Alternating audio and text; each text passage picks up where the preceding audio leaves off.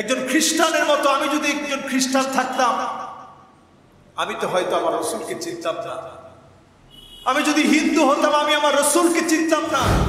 যেই জায়গাটার মধ্যে আল্লাহর বিরুদ্ধাচরণ করা হয়, সরাসরি শিরক করা হয়, ওই জায়গাতে আমার রসুলকে যদি যেতে বলা হতো, আমার রসুল যেতেন।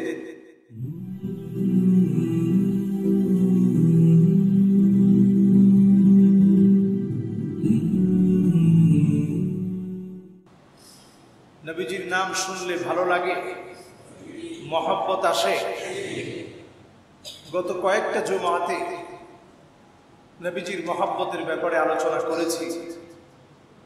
এমন এক নবীকে আল্লাহ তাআলা পাঠিয়েছেন এই শ্রেষ্ঠতম মাসে।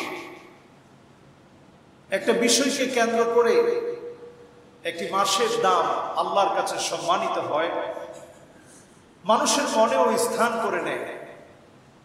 রবিউল আউয়াল এমন একটা মাস, যে মাসে এই পৃথিবীতে আগমন করেছেন সমস্ত নবীদের প্রতীক্ষার পালা শেষে নবীকুলের সম্রাট মুহাম্মদুর রাসূলুল্লাহ সাল্লাল্লাহু আলাইহি ওয়াসাল্লাম। যে নবী আসবেন বলে সবাই অপেক্ষা করেছিল, যে নবী আসবেন কখন সবাই এই ব্যাপারে অপেক্ষমান ছিল। নবী আম্বিয়া আলাইহিমুস সালামের কাছ থেকে আল্লাহ পাক অঙ্গীকার নিয়েছিলেন, লা তুমিনুন্না বিহি ওয়া লা তানসুরুন্নাহু। আমার নবী যদি তোমাদের সামনে চলে আসে, তোমরা নবী আছো সে অবস্থায় যদি মুহাম্মদ সাল্লাল্লাহু আলাইহি ওয়াসাল্লাম চলে আসে, তাহলে তোমাদের প্রত্যেকের দায়িত্ব হবে আমার নবীর উপরে তোমাদেরও ঈমান আনা। বলেন আল্লাহু আকবার। শুধু ঈমান আনলেই চলবে না, আল্লাহ নবীর দাওয়াতি কাজের জন্য তোমরাও সহযোগিতা করবে, নবীকে সাহায্য করবে। আল্লাহ পাক নিজে সাক্ষী নিলেন। সাক্ষী নেওয়ার পরে আল্লাহ রাব্বুল আলামিন নিজে সাক্ষী হয়ে গেলেন। আল্লাহ রাব্বুল আলামিন নিজে বলছেন, শোনো, আমি নিজে তোমাদের কাছ থেকে ক্বালা করারতুম ওয়া আখাযতুম আলা যালিকুম ইসরি ক্বালু ওয়া করারনা। সবাই স্বীকৃতি দিয়ে দিল, হে আল্লাহ আপনি সাক্ষী থাকেন, আমরা নবীর জন্য ঈমান আনব, নবীর জন্য সাহায্যকারী হয়ে যাব। স্বয়ং আল্লাহ রাব্বুল আলামিন তখন জানিয়ে দিলেন, ক্বালা ফাশহাদু ওয়া আনা মাআকুম মিনাশ শাহিদিন। আল্লাহ রাব্বুল আলামিন বললেন, নবীরা তোমরা শোনো, আমি আল্লাহ নিজে তোমাদেরকে সাক্ষী বানালাম। ওয়া আনা মাআকুম মিনাশ শাহিদিন, আর তোমাদের সঙ্গে আমিও সাক্ষী। আমার নবী মুহাম্মদ সাল্লাল্লাহু আলাইহি ওয়াসাল্লামকে যদি তোমরা পেয়ে যাও, নবীর উপরে তোমরা ঈমান আনবে, আল্লাহর নবীকে সাহায্য করবে। আল্লাহর নবীর উপরে ঈমান আনা সব নবীর উপরে দায়িত্ব ছিল, আল্লাহর নবীকে সাহায্য করা সব নবীর উপরে দায়িত্ব ছিল। বলেন আল্লাহু আকবার। সকল নবীর উপরে দায়িত্ব ছিল নবীজিকে সাহায্য করা, সকল নবীর উপরে দায়িত্ব ছিল নবী মুহাম্মদ সাল্লাল্লাহু আলাইহি ওয়াসাল্লামের উপরে ঈমান আনা। আজকের পৃথিবীতে যত ধর্ম আছে, হিন্দু ধর্ম বলেন, বৌদ্ধ ধর্ম বলেন, খ্রিস্টান ধর্ম বলেন, অথবা জৈন ধর্ম বলেন, শিখ ধর্ম বলেন, কনফুসিয়াস ধর্ম বলেন, কনফুসিয় বলেন, সকল ধর্মের সকল লোকেরা জাহান্নামের আগুনে জ্বলবে শুধু একটা কারণে।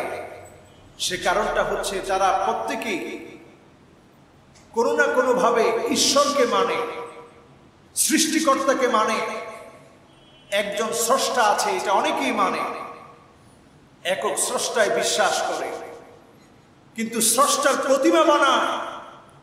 কিন্তু একটি কারণে তারা জাহান্নামে যাবে, কারণ তারা শেষ নবী, নবীকুলের সম্রাট মুহাম্মদ সাল্লাল্লাহু আলাইহি ওয়াসাল্লামের উপরে ঈমান আনেনি। বলেন আল্লাহু আকবার। আমাদের কত বড় সৌভাগ্য, আমাদের মতো গুনাহগার, আমাদের মতো নালায়েক, আমাদের মতো বেআমল মানুষগুলো আমরা যদি আল্লাহ দয়া না করতো, মায়া না করতো, আমাদের মতো গুনাহগাররা অন্য ধর্মে যদি আমরা দীক্ষিত হতাম, সেই ধর্ম ছেড়ে মুসলমান হওয়ার মতো সৌভাগ্য আমরা মনে হয় পেতাম না। আল্লাহ দয়া করে, মায়া করে, ভালোবেসে, আদর করে, যত্ন করে আমাদেরকে জন্মসূত্রে আল্লাহ মুসলমান বানিয়েছে। পড়ি আলহামদুলিল্লাহ। অনেক বড় নিয়ামত রাসূল সাল্লাল্লাহু আলাইহি ওয়াসাল্লামের উম্মত বানিয়েছে। আমি মাঝে মাঝে চিন্তা করি, আমি যদি আমার আরো একটা ভাইয়ের মতো, একজন খ্রিস্টানের মতো আমি যদি একজন খ্রিস্টান থাকতাম, আমি তো হয়তো আমার রাসূলকে চিনতাম না। আমি যদি হিন্দু হতাম, আমি আমার রাসূলকে চিনতাম না। অথচ যেই রাসূল পৃথিবীতে এসেছে সমস্ত মানুষের জন্য রহমত নিয়ে, বলেন আল্লাহু আকবার। যেই নবী পৃথিবীতে এসেছে শাহিদা ওয়া মুবাশশিরা ওয়া নাযীরা, সাক্ষী হিসেবে, যেই নবী সেদিন আল্লাহর সামনে দাঁড়িয়ে উম্মতের জন্য সাক্ষী দিবে, যেই নবী সেদিন আল্লাহর সামনে দাঁড়িয়ে উম্মতি উম্মতি বলে বলে কাঁদবে, যেই নবী সেদিন আল্লাহর সামনে দাঁড়িয়ে আমাদের মায়ায় আল্লাহর সামনে সিজদা অবনত হয়ে থাকবে, সিজদায় পড়ে পড়ে কাঁদতে থাকবে। আল্লাহ বলবে ইরফা রাসাক, নবী আপনি মাথাটা উঠান, সাল তুতাব, যা মনে চায়। আমি নবী, নবী আপনি আল্লাহর কাছে একটা বারের জন্য চেয়ে দেখেন, ইশফাত ও শাফা, যাকে মনে চায় শাফাত করেন। নবী আপনি শাফাত করতে দেরি হবে, আপনার উম্মতকে মাফ করে জান্নাতি বানাতে দেরি হবে না, বলেন আল্লাহু আকবার। যেই নবীর এত দাম, এত সম্মান, আন-নবিয়্যু আওলা বিল মুমিনিনা মিন আনফুসিহিম, আমাদের হৃদয়ের চাইতে যে নবী আমাদের কাছে ঘনিষ্ঠ। আপনার হৃদয়, আপনার আত্মা আপনার কাছে যতটা আপন, নবী তার চাইতে বেশি আপনার কাছে আপন।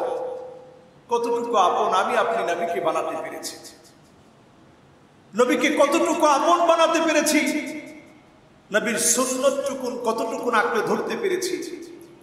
আজকে যদি প্রশ্ন করা হয় রবিউল আউয়ালের কত তারিখ, বলতে পারবেন?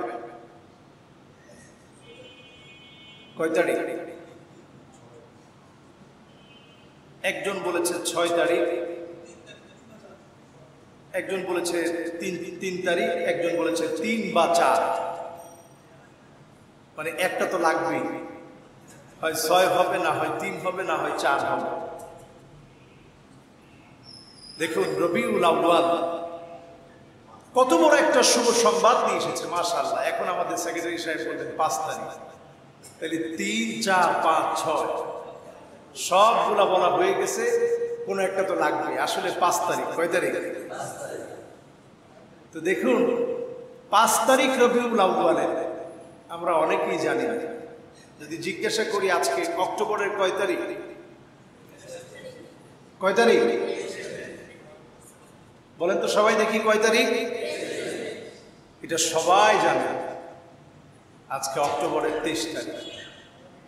অথচ আল্লাহর নবী পৃথিবীতে আগমন করলেন, যেই আগমনটা ছিল এমন আগমন, রোম আর পারস্যের প্রাসাদগুলো থরথর করে কেঁপে উঠেছিল। 1000 বছরের আগুনগুলো যেগুলো তারা মণ্ডপ হিসেবে জ্বালিয়ে রেখেছিল, থরথর করে সেগুলোর মধ্যে কম্পন সৃষ্টি হয়েছিল। জলজলাল কাসরা ওয়াল কাইসার ওয়াল ফারিস, রোম পারস্যের সম্রাটদের প্রাসাদগুলো কেঁপে উঠেছিল। তারা সেদিন নিশ্চিত হয়ে গিয়েছিল সাধারণ কেউ পৃথিবীতে আসেনি, বরং এই পৃথিবীতে এমন একজনের আগমন ঘটতে যাচ্ছে, যিনি আসার কারণে আমাদের এই 1000 বছরের ঐতিহ্য, আগুনের মণ্ডপগুলো সব কেঁপে উঠেছে। অচিরেই আগুনের প্রজ্বলিত বাতি, হেদায়েতের বাতি জ্বলে উঠবে, বলেন আল্লাহু আকবার। এমন নবী তিনি, নূরুন আদাত লাহু কুসুরুশ শাম আল্লাহর নবীর আম্মা জান বলে, বিশ্ব নবী যখন আমার গর্ভে এসেছে আমি প্রায় প্রায় স্বপ্ন দেখেছি ওই সুদূর শাম পর্যন্ত একটা আলো ছড়িয়ে গিয়েছে। আমার কাছে মনে হয়েছে আমার যে সন্তানটা আমার গর্ভে, এই সন্তানটা সাধারণ কোনো সন্তান না। আমার যে সন্তানটা আমার গর্ভে, এই সন্তানটা সাধারণ কোনো সন্তান না। এই সন্তান এমন এক সন্তান হবে যিনি আগামীর পৃথিবীতে হেদায়েতের আলো ছড়িয়ে দিবে। বলেন আল্লাহু আকবার। নামের দিক থেকে এমন নাম বিশ্বনবীর জন্য চুজ করা হলো, নাম মুহাম্মদ। ইতিপূর্বে কেউ এমন নাম শুনেন নাই। আরবের একটা ট্রেডিশন হচ্ছে তারা নামটা খুব মিল করে রাখে বাবার নামের সাথে, বংশীয় পরম্পরায় নাম রাখা হয়। কিন্তু হঠাৎ করে কোত্থেকে একটা নাম রাখা হলো মুহাম্মদ, প্রশংসিত নাম, যে নাম থেকে প্রশংসা বোঝা যায়। কারণ যে নবীর কাজই হবে আল্লাহর প্রশংসা করা। বলেন আল্লাহু আকবার। আর গোটা কুল কায়নাতের কাজ হবে বিশ্ব নবীর প্রশংসা করা। বলেন আল্লাহু আকবার। ধুলুকে ভুলুকে সকল জায়গায় বিশ্ব নবীর প্রশংসা হবে। সকল জায়গায় আল্লাহ রাব্বুল আলামিনের প্রশংসা চলবে, নবীজি শিখিয়ে যাবেন। এই জন্য নামটা রাখা হলো মুহাম্মদ। সকলে প্রশ্ন করলো কেমন এক নাম, কোথায় পেলে এই নাম? বলল এই নামটা প্রশংসিত এক নাম, দুনিয়াতে প্রশংসিত হবে, আকাশেও তার প্রশংসা চলবে। বলেন আল্লাহু আকবার। এজন্য আল্লাহ রাব্বুল আলামিন আল কোরআন আল কারীমে নবীর চরিত্রের বর্ণনা দিতে গিয়ে আল্লাহ রাব্বুল আলামিন জানিয়ে দিলেন, লাকাদ কানা লাকুম ফি রাসূলিল্লাহি উসওয়াতুন হাসানাহ। নবীর জীবনে তোমাদের জন্য উত্তম আদর্শ রয়েছে। ছোটবেলা থেকে যখন জন্মগ্রহণ করেছেন সেই সময়টা থেকেই নবুয়তের কথা ফুটে উঠেছে বিশ্ব নবীর জীবন থেকে। এমন নবী দুনিয়াতে এলেন যেই নবী বাবা দুনিয়াতে আসার আগেই দুনিয়া থেকে চলে গেলেন। ইয়াতীম হয়ে নবী দুনিয়াতে আসলেন। বাবাকে কোনোদিন যেই নবী দেখেন নাই। এখন যেই জায়গাতে জাবালু আবি কুবাইসের পাশে যেই জায়গাতে এখন একটা লাইব্রেরি করা আছে, মক্কাতে গেলে দেখবেন ওই জায়গাটাতে সর্বকালের সর্বশ্রেষ্ঠ মহানবী নবী মুহাম্মদ সাল্লাল্লাহু আলাইহি ওয়াসাল্লাম জন্মগ্রহণ করেছেন। বলেন আল্লাহু আকবার। লাইব্রেরি করে রাখা হয়েছে সেখানে। এই জায়গাটাতে আমার নবী জন্মগ্রহণ করেছেন। আল্লাহ নবী যখন জন্মগ্রহণ করেছেন, এই পৃথিবী নানা মানুষের কাছে সেদিন প্রমাণিত হয়ে গিয়েছে, যার জন্য পৃথিবী এতদিন অপেক্ষায় ছিল সেই নবী পৃথিবীর মধ্যে আগমন করে ফেলেছে। আব্রাহা যখন আক্রমণ করেছিল কাবায়, সেই আব্রাহার আক্রমণের সময় আল্লাহ রাব্বুল আলামিন এমন ভাবে আব্রাহাকে ধ্বংস করে দিয়েছিল, সেই ধ্বংসস্তূপ থেকে প্রমাণ হয়ে গিয়েছে এই পৃথিবীতে একজন তাওহীদের দাওয়াত নিয়ে আসবেন, তিনি নবী মুহাম্মদ। বলেন আল্লাহু আকবার। আল্লাহ তাআলা অ্যাটমিক পাওয়ার দিয়ে ছোট্ট ছোট্ট পাখির ঠুটে একটি আর দুইটা পায়ের ভিতরে দুটি, এই তিনটি ইলেকট্রন, প্রোটন এবং নিউটনের সমন্বয় যে বিস্ফোরণের সৃষ্টি হয়, এমন এর চাইতে শক্তিধর শক্তিশালী 60,000 সৈন্য বাহিনীর উপরে আল্লাহ রাব্বুল আলামিন সেদিন আব্রাহার বাহিনীর উপরে ঝাঁকে ঝাঁকে যখন পাখিগুলা প্রেরণ করলেন, আর এই প্রেরণ করার মধ্য দিয়ে আল্লাহ রাব্বুল আলামিন বিশ্বনবী পৃথিবীতে আগমন করবে, এই আগমনের কথাটা আল্লাহ তাআলা প্রমাণিত করে দিলেন। বলেন আল্লাহু আকবার।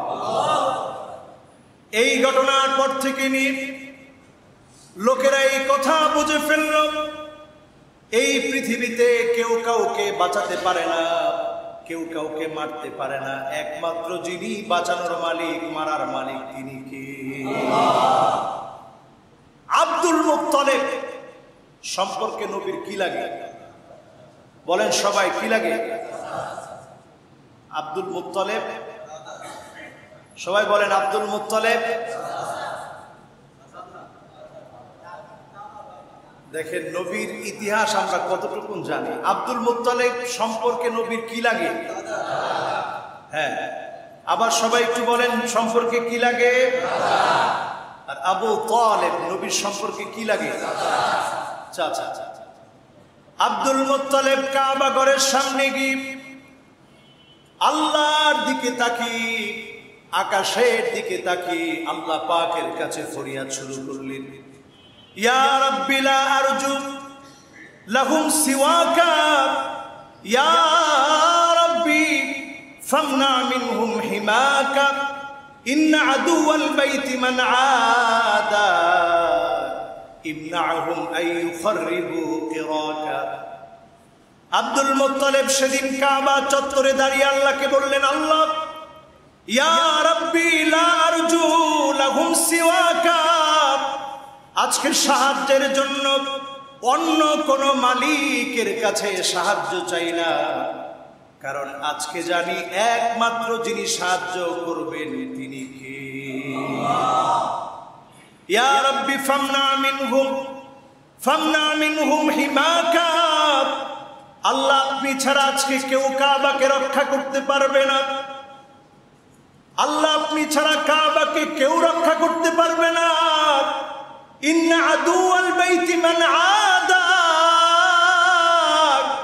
ও আমার মালিক, আপনার যে শত্রু সে তো কাবা ধ্বংস করতে এসেছে, কাবার ধ্বংসকারীরা আপনার শত্রু। ওয়ামনা মিনহুম কিরাক, আয় আল্লাহ তাআলা আজকে তাদের ঘাড় আপনি মটকিয়ে দেন, আল্লাহ তাদেরকে আজকে আপনি নিঃশেষ করে দেন। এই দোয়া মুহূর্তের ভিতরে যিনি কবুল করে ফেললেন তিনি কে? মুহূর্তের ভিতরে দোয়া কবুল হয়ে গেল, সেখানে একজন ইমানদার নাই, কারণ নবী নাই তখন। সেই সময়টা চলছিল নবুয়তের ছুটির সময়, আহলুল ফাতরার সময়। ওই আহলুল ফাতরাতে আল্লাহ রাব্বুল আলামিন সেদিন দেখছিলেন যে কে আমায় আল্লাহর কাছে দোয়া করে, আমি আল্লাহর কাছে কে চাই, আমি আল্লাহ একটু দেখতে চাই, আমার কাছে কে চায়। আব্দুল মুত্তালিব যখন আল্লাহর কাছে চেয়েছে, আল্লাহর এত মায়া লেগে গেল, আল্লাহ সেদিন পাখির ঠুটে একটা পায়ের ভিতরে দুইটা করে পাথর দিলেন। ফলশ্রুতিতে আল্লাহ রাব্বুল আলামিন তারমিহিম বিহিজারাতিম মিন সিজ্জিল ফাজআলাহুম কাআসফিন মাকুল। পরিস্থিতি এমন ভয়াবহ হয়ে গেল, চর্বিত ঘাসের মতো। ঘাস যখন ছাগল খায় একরকম কালা, আর যখন সেটা বের হয়ে আসে আরেক রকম কালার হয়ে যায়। আল্লাহ তাআলা যখন তাদের উপরে এই ছোট্ট ছোট্ট পাখির ঠোঁট থেকে একটি, পা থেকে দুটি করে পাথর যখন নিক্ষেপ করলেন, কোনটা মানুষ, কোনটা হাত, কোনটা পা, কোনটা মাথা নিশ্চিহ্ন হয়ে গেল। আল্লাহ পাক আব্রাহার মতো জালেমকে কাবা চত্বরে আল্লাহ পাক মূলোৎপাটন করে দিলেন। বলেন আল্লাহু আকবার। সে আল্লাহ কি আজও আছে? চিন্তা করেন, যেই সময়ে নবী নাই ওই সময়ের মানুষের ঈমান ছিল আল্লাহর কাছে চাওয়া, আর আজকে নবী আছে, নবীর আদর্শ আছে, বিশ্ব নবীর আদর্শগুলো রয়েছে। নবী দুনিয়া থেকে বিদায় নেওয়ার পর বিশ্ব নবীর আদর্শ আমাদের সামনে, কোরআন আমাদের সামনে। দেখেন, যখন শারদীয় দুর্গাপূজা আসছে, দুর্গাপূজার প্রস্তুতি আমাদের অনেক মুসলমানদেরও আছে, ঠিক কিনা? বলেন ঠিক কিনা? অনেকে বলবেন হুজুর আমি তো শুধু এক নজর দেখতে গেছি। আচ্ছা বলুন, যেই জায়গাটার মধ্যে আল্লাহর বিরুদ্ধাচরণ করা হয়, সরাসরি শিরক করা হয়, ওই জায়গাতে আমার রসুলকে যদি যেতে বলা হতো আমার রসুল যেতেন? সাহাবাই কেরামকে যদি বাধ্য করা হতো যেতেন?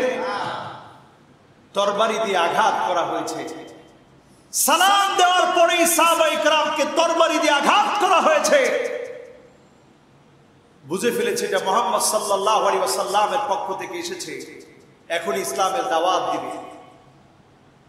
সাহাবী যখন রক্ত ঝরছে, রক্তটা ধরতে ধরতে আল্লাহর কাছে বলছিল, ফুস্তু রাব্বিল কাবা, আয় আল্লাহ আপনি সাক্ষী থাকেন আমি বিজয়ী হয়ে গেলাম, আমার রাসূলের অর্ডার মানতে এসেছি, আর এই অর্ডার মানতে গিয়ে কাফের আমাকে আঘাত করে ফেলেছে। এই আঘাতের কারণে আমার শরীর থেকে, আমার চেহারা থেকে ঝরঝর করে রক্ত ঝরছে। এই রক্তগুলা আল্লাহ আপনি কবুল করে নিন, শহীদ হিসাবে কবুল করে আমাকে বিজয়ী বানায় দিন। এই হচ্ছে সাহাবীদের চেতনা, এই হচ্ছে ইসলামের বিপ্লবের চেতনা। আর আমরা এমন কপাল পোড়া মুসলমান হয়েছি, এমন হতভাগা দুর্ভাগা মুসলমান হয়েছি, আমরা মুসলমান হওয়ার পরেও এক নজর হলেও শারদীয় দুর্গা পূজায় তাদের কথিত মা দুর্গার কাছে এক নজর দেখার জন্য আমরা যাই, সেখান থেকে নাড়ু খাই, লাড্ডু খাই, মনে করি কিনছি তাতে আমার ইমান তো আমার কাছে। সকালে মানুষ মুসলমান থাকবে আর সন্ধ্যায় মানুষগুলো কাফের হয়ে যাবে, সন্ধ্যায় মানুষগুলো মুসলমান থাকবে আর সকালবেলায় মানুষটা কাফের হয়ে যাবে। হচ্ছে কি হচ্ছে না? সবাই বলতেছেন না হচ্ছে কি হচ্ছে না? দেখেন আমাদের দেশে বিভিন্ন সময় কিছু উল্লুক পয়দা হয়। বাংলাদেশে নতুন করে আমরা দেখেছি ঢাকা ইউনিভার্সিটির একজন টিচার নাম জিয়া রহমান। জিয়া রহমান নামের এই ব্যক্তিটা, তার নামের মধ্যে একটা রহমান আছে। রহমান কার নাম? কিন্তু আল্লাহ রাব্বুল আলামিন তাকে হয়তো নামে মুসলমান বানিয়েছে, কিন্তু কাজের মধ্য দিয়ে সে মুসলমান হওয়ার প্রমাণ দিতে পারেনি, ঠিক কিনা? কিন্তু আল্লাহ তাআলার প্ল্যান তো ভিন্ন। وَإِذْ يَمْكُرُ بِكَ الَّذِينَ كَفَرُوا لِيُثْبِتُوكَ أَوْ يَقْتُلُوكَ أَوْ يُخْرِجُوكَ। কাফেররা ষড়যন্ত্র করেছিল রাসূলকে আটকে ফেলবে, জেলে রাখবে, রাসূলের নামে মিথ্যাভাবে মিথ্যাচার করে রাসূলকে আটকে ফেলবে, জেলে রাখবে। সেটা যদি না পারে, সফল না হয়, হত্যা করার ষড়যন্ত্র করবে। হত্যা করার ষড়যন্ত্রে যদি তারা ব্যর্থ হয়, তাহলে রাসূল আপনাকে তারা এই মক্কা ছেড়ে মদিনায় পাঠিয়ে দিবে। রাসূল এই আয়াত যখন নাযিল হলো, রাসূল বুঝে ফেললেন আমাকে অচিরেই হিজরত করতে হবে, আর দেরি নাই। ওয়া মাকারু ওয়া মাকারাল্লাহ ওয়াল্লাহু খায়রুল মাকিরিন। হিজরত করার মধ্য দিয়ে ইসলামের ক্ষতি হয় নাই, বরং হিজরতের মধ্য দিয়ে যিনি ইসলামকে বিজয়ী করে দিয়েছেন তিনি কে? এই জিয়া রহমান নামক এই মূর্খ ব্যক্তিটি, সে আমাদেরকে সালাম শিখাতে এসেছে। সালাম আলাইকুম, আসসালাম আলাইকুম।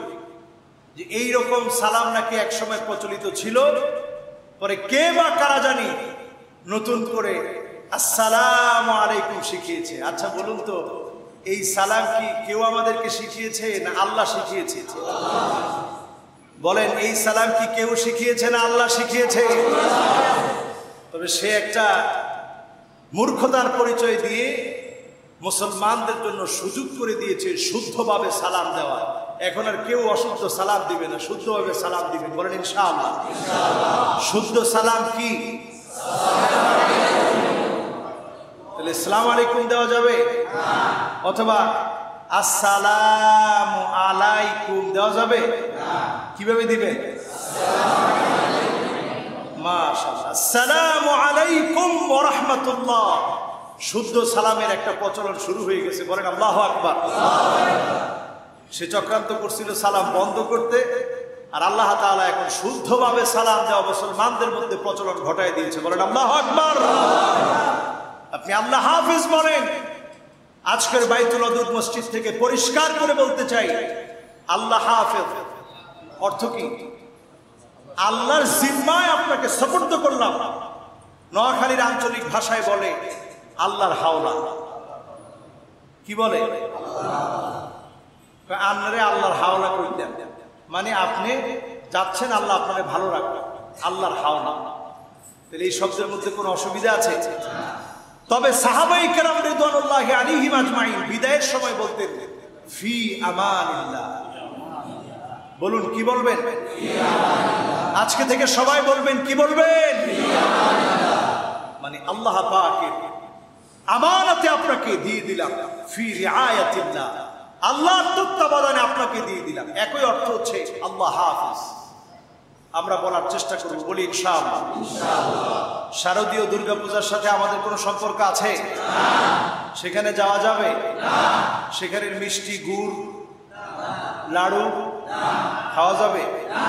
খই মুড়ি কিছু খাওয়া যাবে না, প্রসাদ খাওয়া যাবে। আল্লাহ রাব্বুল আলামিন ইরশাদ করেন, وَمِنَ النَّاسِ مَن يَتَّخِذُ مِن دُونِ اللَّهِ أَندَادًا يُحِبُّونَهُمْ كَحُبِّ اللَّهِ وَالَّذِينَ آمَنُوا أَشَدُّ حُبًّا لِلَّهِ। যারা শুধুমাত্র ঈমানদার, তারা শুধু আল্লাহর ভালোবাসাকে স্থান দেয়, অন্য কোন প্রতিমা, অন্য কোন মূর্তি, অন্য কোন উপাস্যকে, অন্য কোন মূর্তিকে ওই জায়গায় স্থান দেয় না, শুধু আল্লাহকে স্থান দেয়, আল্লাহর জায়গায় কাউকে বসায় না। আর যারা কাফের, আর যারা ঈমানের ভিতরে যাদের ত্রুটি আছে, যাদের ঈমানের ভিতরে দুর্বলতা আছে, তারাই আল্লাহ রাব্বুল আলামিনের পাশাপাশি অন্য দেব দেবীকেও ডাকে। ঠিক না বেঠি? আপনি কেমন মুসলমান? আপনার সামনে শিরক হচ্ছে, আপনি সাম্প্রদায়িক দাঙ্গা লাগাবেন না। তার মতো করে সে যেমন বুঝেছে সে যেমন করো, কিন্তু আপনি মুসলমানের সন্তান, আপনার মনে তো স্পিরিট জাগা দরকার, আপনার হৃদয়ে তো দাগ কাটা দরকার। আহারে, এমন একটা শিরক চলছে, যদি এই মানুষগুলা মুসলমান হয়ে যেত, এরাও যদি কালেমা পড়তো, মুসলমান হতো, জান্নাতে যেত। বলেন আল্লাহু আকবার। স্বামী বিবেকানন্দ তিনি পর্যন্ত আল্লাহর নবীকে বলেছেন ঈশ্বরের পক্ষ থেকে প্রেরিত একজন অবতার, একজন প্রফেট, তার নাম হচ্ছে মুহাম্মদ সাল্লাল্লাহু আলাইহি ওয়াসাল্লাম। বলেন আল্লাহু আকবার। সেই নবীর আগমনের মাসে কোন মুসলমান ঈমানের দাবি করে কোন মূর্তির সামনে গিয়ে দাঁড়াতে পারে না। বলেন দাঁড়ানো যাবে না। এরপরে যদি এই জাতীয় কথা বলেন যে শারদীয় দুর্গা পূজার এবার মা দুর্গা আসার কারণে কিছু একটা হয়েছে, তাহলে আলুর দাম বাড়বে, পেঁয়াজের দাম বাড়বে, রসুনের দাম বাড়বে, মরিচের দাম 400 টাকার উপরে হয়ে যাবে। ঠিক কিনা? অলরেডি ভারত মহাসাগরের টেকটনিক প্লেট ফেটে যাওয়ার কারণে এখন ঘন ঘন আবহাওয়ার যে পরিবর্তন দেখতে পাচ্ছেন, এই পরিবর্তনটা ভালোর দিকে আমাদেরকে আহ্বান করছে না। ডক্টর উইলিয়াম একজন সমুদ্র বিজ্ঞানী, তিনি গবেষণা করে বলছেন সামনের পৃথিবী কেমন যায় উপরওয়ালা ভালো জানেন। তিনি কে? আল্লাহ। উপরওয়ালা ভালো জানেন, তিনি হচ্ছেন আল্লাহ। রাসূল সাল্লাল্লাহু আলাইহি সাল্লাম আজ থেকে 1450 বছর আগে আল্লাহর হাবিব বলেছেন, ইন্না তাহতাল বাহরি নার ওয়া তাহতান নারি বাহর। আল্লাহর হাবিব বলেছেন সমুদ্রের নিচেই রয়েছে আগুন, আর আগুনের নিচেই রয়েছে আবার সমুদ্র। রাসূল জীবনে কোনোদিন সমুদ্র ভ্রমণ করেননি, কিন্তু সমুদ্র বিজ্ঞানীরা অবাক হয়ে যায় এই কথাগুলো রাসূল কোত্থেকে বললেন। মারাজাল বাহরাইনি ইয়ালতাকিয়ান বাইনাহুমা বারযাখুল লা ইয়াবগিয়ান। এই কথাগুলো রাসূল কোত্থেকে বললেন? সমুদ্র বিজ্ঞানীরা অবাক। আগুনের নিচে সমুদ্র, সমুদ্রের নিচে আবার আগুন। টেকটনিক প্লেট ফেটে যাওয়ার কারণে যখন আগুনগুলো ছড়িয়ে যাবে, ঘন ঘন পৃথিবীতে ভূমিকম্প হবে, ঘন ঘন পৃথিবীর মধ্যে ভূমিকম্প হবে, পৃথিবীর মধ্যে প্রলয়ঙ্কারী ভূমিকম্প শুরু হয়ে যাবে। আমরা দেখতে পাচ্ছি আবহাওয়ার যে পরিবর্তন, আল্লাহর কাছে পানাহ চাচ্ছি, আল্লাহ যেন এই বিপদ থেকে আমাদেরকে হেফাজত করে, পড়ি আমিন। সম্মানিত হাজিরিন, এমন রসুল আল্লাহ তাআলা আমাদের জন্য পাঠালেন যে রসুলের 5টা নাম। কয়টা বলেন? কয়টা? আরো অনেক নাম আছে রসুলের। রসুল বিশেষ করে সহিহ সনদে বর্ণিত হাদিসের ভিতরে 5টা নামের কথা উল্লেখ করলেন। আল্লাহর হাবিব বললেন, আমার নাম মুহাম্মদ, আমার নাম আহমদ, আমার নাম মাহি আল্লাযী ইয়ামহুল্লাহু বিল কুফর। আমাকে আল্লাহ রাব্বুল আলামিন পাঠিয়েছেন কুফরিকে মূলোৎপাটন করার জন্য, কুফরির বাতিকে নিভিয়ে দেওয়ার জন্য আল্লাহ রাব্বুল আলামিন আমাকে পাঠিয়েছে। যে নবীকে কুফরিকে মূলোৎপাটন করার জন্য পাঠিয়েছে, সেই নবীর উম্মত আজকে কুফরি করতেছে। ঠিক না বেঠিক? খবরদার মুসলমান, রাসূলুল্লাহর উম্মত যারা, রাত্রে ঘুমানোর সময় চিন্তা করবেন আপনি কোনো কুফরি করে ফেলছেন কিনা, আপনি কোনো কুফরি কাজ করে ফেলছেন কিনা, গণকের সামনে হাত দেখিয়ে ফেলেছেন কিনা, কুসংস্কারে বিশ্বাস করে ফেলেছেন কিনা, আপনি দিব্যি নামাজ ছেড়ে দিয়ে আপনি ঘুমাচ্ছেন কিনা। প্রতিনিয়ত নামাজ ছেড়ে দেয়া সওয়াবের কাজ না গুনার কাজ? এই কাজটা কুফরি কাজ, কিন্তু লোকটা কাফের হয়ে যায় না, ফাসিক হয়, কিন্তু অস্বীকার করলে কাফের হয়। প্রতিনিয়ত ছাড়ার মধ্য দিয়ে কুফরির পথে হাঁটতে থাকে। তাহলে যারা প্রতিনিয়ত নামাজ ছাড়ে তারা কি ভালোর পথে আছে না খারাপের পথে আছে? আল্লাহ নবী এসেছেন কুফরি থেকে বাঁচানোর জন্য। 4র্থ নম্বরে আল্লাহর হাবিব বললেন, আনাল হাশির, আমার নাম হচ্ছে হাশির, আল্লাযী ইউহশারুন নাসু ফি আলা কদামি। সেদিন আল্লাহ রাব্বুল আলামিন সমস্ত মানুষদেরকে, এমনকি সমস্ত নবী আম্বিয়া আলাইহিমুস সালামকে আমার সামনে আমাকে সম্মানিত করে সবাইকে দাঁড় করায় দিবেন। বলেন আল্লাহু আকবার। আনাল হাশির আল্লাযী ইউহশারুল্লাহ বি আলা কদামি, আল্লাযী ইউহশারুন নাসু ফি আলা কদামি। সেদিন সমস্ত মানুষদেরকে আল্লাহ রাব্বুল আলামিন আমার সামনে সেদিন দাঁড় করিয়ে দিবে। সবাই সেদিন আমাকে বলবে, নবী আপনি একটু শাফাআত করেন। আল্লাহর কাছে বলেন আল্লাহ যেন সময়টাকে কমায় দেয়। 50,000 বছর এই লম্বা সময় ময়দানে মাহশারে থেকে থেকে আমরা আর পারছি না, আমরা হাঁপিয়ে উঠেছি। নবী আপনি একটু শাফাআত করেন, আল্লাহ যেন সময়টাকে সংক্ষিপ্ত করে দেয়। বলেন আল্লাহু আকবার। সেদিন নবী শাফাআত করবেন। নবীর আরেকটা নাম আনাল আকিব, আগমনের দিক দিয়ে তিনি সবার পরে এসেছেন। সবার পরে আসার পরে আল্লাহ রাব্বুল আলামিন যাকে শ্রেষ্ঠ বানায় দিয়েছেন তিনি নবী মুহাম্মদ সাল্লাল্লাহু আলাইহি ওয়াসাল্লাম। এই মাসের একটা দাবি, যেই নবীর 5টি নাম শোনালাম, সেই নবী আমাদের কাছে অনেক কিছু পাওনা, আমাদেরকে ঋণী বানিয়ে গিয়েছে নবীজি। আমরা এমন নবীর উম্মত, যেই নবী আমাদের জন্য সার্বক্ষণিক দোয়া করেছেন। ওয়াদিতু লাউ রাআইনা ইখওয়ানানা বলেছেন, আল্লাহ যদি আমি আমার ভাইগুলাকে দেখতে পেতাম। সাহাবায়ে কেরাম প্রশ্ন করলেন, ইয়া রাসূলুল্লাহ আমরা কি আপনার ভাই না? আল্লাহর হাবিব বললেন, বাল আনতুম আসহাবি, তোমরা তো আমার সাহাবী, আমার ভাই তো হবে তারা যারা অনেক পরে আসবে, আমাকে কোনোদিন দেখে নাই, কিন্তু আমি নবীর উপরে ঈমান আনবে। বলেন আল্লাহু আকবার। সেই নবী আমাদের কাছে অনেক কিছু পাওনা। সেই নবীর জন্য সাল্লু আলাইয়া ফাইন্না সালাতাকুম তাবলুগুনি হাইসু কুনতুম। আল্লাহর নবীর নামে দরুদ পড়ো, যতবার আল্লাহর নবীর নামে দরুদ পড়বেন আল্লাহ রাব্বুল আলামিনের কাছে আমার আল্লাহ দরুদগুলো পৌঁছায়া দিবেন। যতবার আপনি দরুদ পড়বেন, হাইসু কুনতুম, যেখানে বসে আপনি দরুদ পড়বেন, যেই জায়গাতে থেকে দরুদ পড়বেন, আল্লাহ রাব্বুল আলামিন নবীজির কাছে দরুদটাকে পৌঁছে দিবেন। আল্লাহর নবী আপনার দরুদটা পেয়ে যাবে। বলেন আল্লাহু আকবার। যেই নবীর এত দাম, সে নবীর আগমনের এই মাসে আমাদের আমল কি হওয়া উচিত?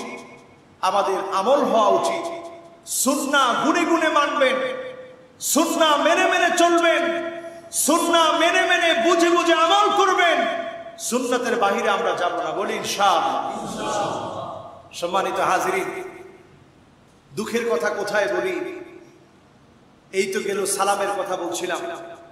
ঢাকা ইউনিভার্সিটির ওই টিচার সালাম নিয়ে যে ব্যঙ্গ করলো, এটা তার একটা ব্যঙ্গ বিদ্রোহ। এই বিদ্রোহের রেজাল্ট হিসেবে প্রতিবাদের ঝড় উঠেছে। আমরা আলেমরা যখন এই কথাগুলো বলি, তখন আলেমদের এই কথাগুলোর ভিতরে ৭১ টিভি আর বিবিসি দুইটা মিলে জঙ্গিবাদের গ্রান খুঁজে পায়। কোন নাউজুবিল্লাহ। আসলে জঙ্গিবাদ কি আমরা জঙ্গি না তারা জঙ্গি? বলেন জঙ্গি কারা? তারা জঙ্গি। তারা একটা মুসলমান দেশে কতটুকু উদ্ধত্তপূর্ণ আচরণ তারা করছে, তারা আমাদের দেশে বসে সালামের বিরুদ্ধাচরণ করছে। তারা আমাদের দেশে বসে মাদ্রাসার বিরুদ্ধাচরণ করছে। তারা আমার দেশে বসে আলেম ওলামার বিরুদ্ধাচরণ করছে। ইসলাম পন্থীদেরকে তারা দোষী সাব্যস্ত করতেছে। ঠিক না বেঠিক? এরপরেও যদি এই জাতির হুঁশ না খুলে, আল্লাহ বারবার মুখোশ উন্মোচিত করে দিচ্ছে, তাদের মুখোশ বারবার উন্মোচিত করে দিচ্ছে।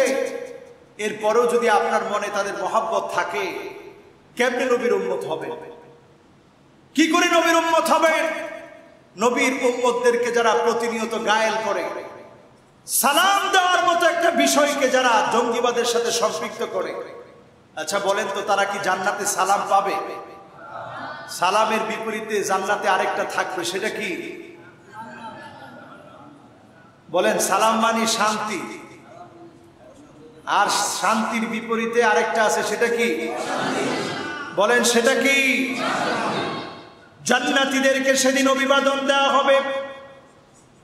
তাহিয়াতুহুম ইয়াওমা ইয়ালকাউনাহু সালাম। জান্নাতীদের জন্য অভিবাদন হবে সালাম, আর জাহান্নামীদের জন্য অভিবাদন হবে, তাদেরকে পিছন থেকে ঠেলে ঠেলে জাহান্নামের দিকে দেওয়া হবে। সেদিন জাহান্নামীরা যেতে চাবে না, ধাক্কা মেরে মেরে তাদেরকে জাহান্নামের দিকে নিয়ে যাওয়া হবে। আর জান্নাতীদেরকে সালামুন আলাইকুম তিবতুম ফাদখুলুহা খালিদিন। আল্লাহর জান্নাতে সেদিন অভিবাদন দিয়ে দিই, জান্নাতীদেরকে জান্নাতের দিকে নিয়ে যাওয়া হবে। জাহান্নামীদেরকে সেদিন ধাক্কা মেরে মেরে জাহান্নামে ফেলা হবে, জাহান্নামে সেদিন ফেলে দেওয়া হবে। জাহান্নামীরা থাকবে জাহান্নামে, আর জান্নাতীদেরকে অভিবাদন দিয়ে দিই। আল্লাহর ফেরেশতারা বলবে চিরস্থায়ী জান্নাতে প্রবেশ করো, কোনো দিনের জন্য আর বের হতে হবে না। বলেন আল্লাহু আকবার। আফশুস সালাম ওয়া আত'ইমুত তাআম ওয়া কুনু ইখওয়ানা কামা আমারকুমুল্লাহু আযজা ওয়া জাল্লা। বিশ্বনবী বলেন সালামের ব্যাপক প্রচলন করো, আরেকজনকে পারলে খানা খাওয়াও, আর ওয়া কুনু ইখওয়ানা, ভাই ভাই হয়ে যাও, কামা আমারকুমুল্লাহু আযজা ওয়া জাল্লা, যেমনটা আল্লাহ তোমাদেরকে অর্ডার করেছেন। তো আল্লাহর অর্ডার মানবো নাকি ওই জিয়া রহমানের কথা শুনবো? আল্লাহর অর্ডার মেনে সুন্দর করে সালাম দিবেন, জান্নাতেও সালাম পাবেন। আর আল্লাহর অর্ডারের অমান্য করে যারা সালামের অবজ্ঞা করবেন, অবহেলা করবেন, তাদের জন্য ফেরেশতার লাঠির বাড়ি আছে না নাই? পিছন থেকে ধাক্কা মেরে জাহান্নাম আছে না নাই? খবরদার, বুঝে শুনে এই ধরনের কাজে যাবেন না। মুসলমান, নতুন আরেকটা ফিতনা ফেসবুকে শুরু হয়েছে। ভাগ্য পরিবর্তনকারী দেবী নামে একটা পুতুলের মতো আকৃতির মূর্তি, এই মূর্তিটাকে প্রমোট করা হচ্ছে, এমনকি নিউজও করা হচ্ছে টেলিভিশনে, ফেসবুকে বারবার সবাই দিচ্ছে যে এই মূর্তিটার ছবি দিয়ে, এই পুতুলটার ছবি দিয়ে নিজের মনের চাহিদা বাসনা ইচ্ছাগুলা পেশ করলে নাকি পুরা হয়ে যায়। নাউজুবিল্লাহ। আচ্ছা, কেউ কি কোনো কিছু পরিবর্তন করতে পারে? আল্লাহ আপনার ভিতরে একটা তাকদীর দিয়ে রেখেছে। আজকে না কবে থেকে? কত আগে? সৃষ্টির 50,000 বছর আগে আপনার আমার ভাগ্য যিনি লিপিবদ্ধ করে রেখেছেন তিনি কে? আল্লাহ। সুতরাং আল্লাহ যা লিখে রেখেছেন তার মধ্য থেকে এক চুল ব্যত্যয় ঘটবে না। আল্লাহ যা লিপিবদ্ধ করে রেখেছেন সেগুলা থেকে কেউ আপনাকে রেহাই দিতে পারবে না। একমাত্র যিনি আপনাকে হেফাজত করতে পারেন তিনি কে? আল কদরু কদরান। ভাগ্যটা দুই ধরনের। এক ধরনের ভাগ্যের পরিবর্তন হয়, সেই পরিবর্তনের জন্য নেক কাজ করেন, আত্মীয় স্বজনের খবর নেন, পিতামাতার সাথে সৎ আচরণ করেন, বিশ্বনবীর উপরে বেশি বেশি দরুদ পড়েন। যিনি ভাগ্য পরিবর্তন করে দিবেন তিনি কে? ভাগ্য দেবী দিয়ে ভাগ্য পরিবর্তনের চেষ্টা যারা করবেন ঈমান থাকবে না যাবে? যদি হাসতে হাসতেও ফেসবুকে আপনি দিয়ে দেন, আল্লাহ রাসূল বলেছেন আত-তিয়ারাতু শিরকুন, আত-তিয়ারাতু শিরকুন, আত-তিয়ারাতু শিরকুন। সব অশুভ অকল্যাণকর কোন অশুভ কিছু আছে বলে মনে করা এটা শিরক। আবার আপনার ভাগ্য কিছুতে পরিবর্তন করে দিবে এমন কোন মূর্তি প্রতিমাকে বসানো এটাও শিরক। ঠিক না বেঠিক? এই শিরকের সাথে যারা সম্পৃক্ত হবে ঈমান নষ্ট হয়ে যাবে। খবরদার, ঈমানটা বড় দামি জিনিস। এই ঈমানের কারণে সেদিন আপনাকে বিশ্বনবী চিনবে। সেদিন কাফেররা আফসোস করে বলবে রুবামা ইয়াওয়াদ্দুল্লাযীনা কাফারু লাউ কানু মুসলিমিন। কাফেররা সেদিন আফসোস করে বলবে, আফসোস যদি নামেও মুসলমান হতাম আজকে তো মাপ পেয়ে যেতাম। কারণ আল্লাহ তাআলা দেখবেন শেষে কিছু লোককে জান্নাত দিচ্ছেন যাদের কোনো ভালো আমল ছিল না, শুধু মুসলমান ছিল, রাসূলুল্লাহর প্রতি ঈমান এনেছে, আল্লাহকে রব বলে মেনেছে, তাদেরকে আল্লাহ তাআলা মাফ করে দিচ্ছে। তখন কাফেররা আফসোস করবে আর বলবে, আহারে এই লোকগুলোও তো অন্যায়কারী ছিল, এই লোকগুলোও তো পাপ করতো, অন্যায় করতো, কিন্তু আজকে মাপ পেয়ে গেছে শুধু মুসলমান হওয়ার কারণে। বলেন আল্লাহু আকবার। সুতরাং নিজেদের নামটা অন্তত মুসলমানের খাতায় রাখার জন্য সচেষ্ট হবেন। আমল করতে করতে আল্লাহ ওলির পর্যায়ে উন্নীত হবেন। বলেন ইনশাআল্লাহ। এই রবিউল আউয়াল মাস আমাদের জন্য আমলের মাস হোক, জীবন পরিবর্তনের মাস হোক, শিরক বিদআত মুক্ত ইবাদত করার জন্য এক নিরেট মাস হিসেবে এই মাসটাকে কাজে লাগিয়ে খাঁটি মুসলিম হওয়ার তৌফিক আল্লাহ তাআলা দান করুন। পড়ি আমিন।